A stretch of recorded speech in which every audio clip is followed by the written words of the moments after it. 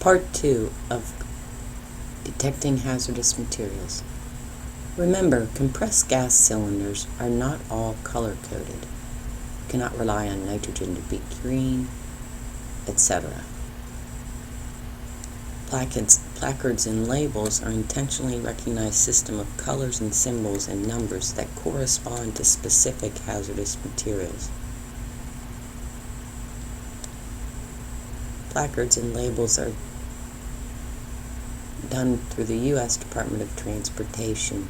There are 9 classes. 1. Explosives. 2. Gases.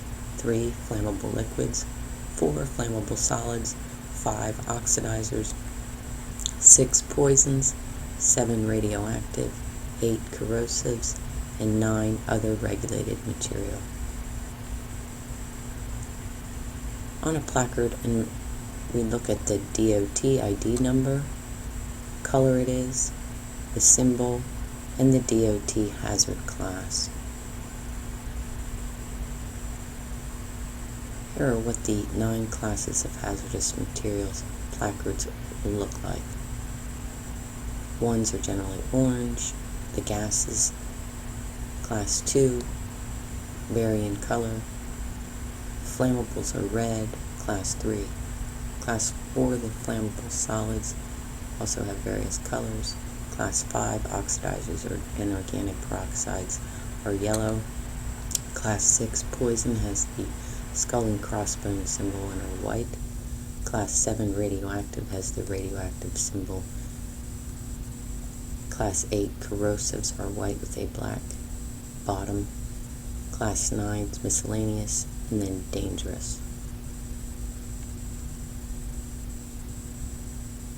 This can be found in your emergency response guidebook.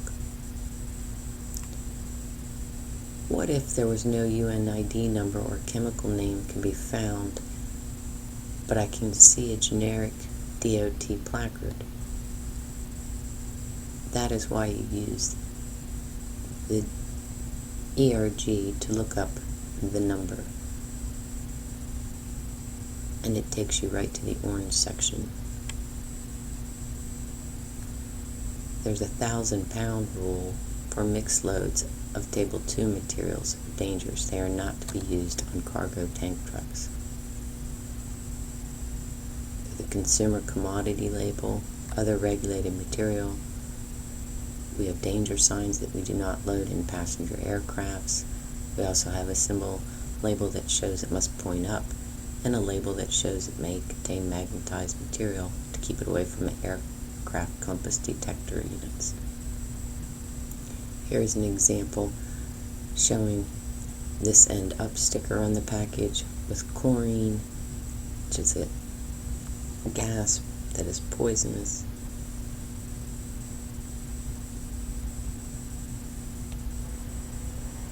Shipping papers and other documents. Every transporter of hazardous materials must have in their possession the documentation identifying the goods they are transporting. Those are shipping papers. All should follow a recognized and approved format. The 3 most common types of roadway transportations are, you can look at the shipping papers, bills of lading, and the hazardous waste manifests. Important information can be found on this shipping paper, such as the emergency contact telephone number, the shipping name, the division number, the ID number, and the packing group. Material safety data sheets also provide a great deal of information. They are required by OSHA 29 CFR 1910-1200, provides information on the properties of materials and immediate actions which should be taken in the event of a mishap. They should be displayed at the work location and in a central file. Using our senses is the least acceptable way of trying to identify hazardous materials. By the time you see it, smell, hear, or feel it, it is probably too late. Let's test your knowledge. How would you obtain hazardous information for the following incidents? Something in a fixed facility,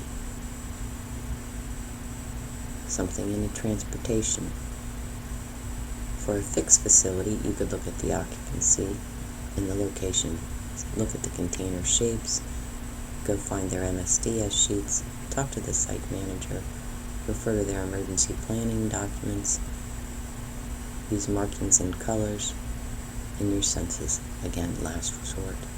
In a transportation incident, you would look at where it occurred, container shapes, any shipping papers, placards and labels, and look to the responsible party. Finally, use your census.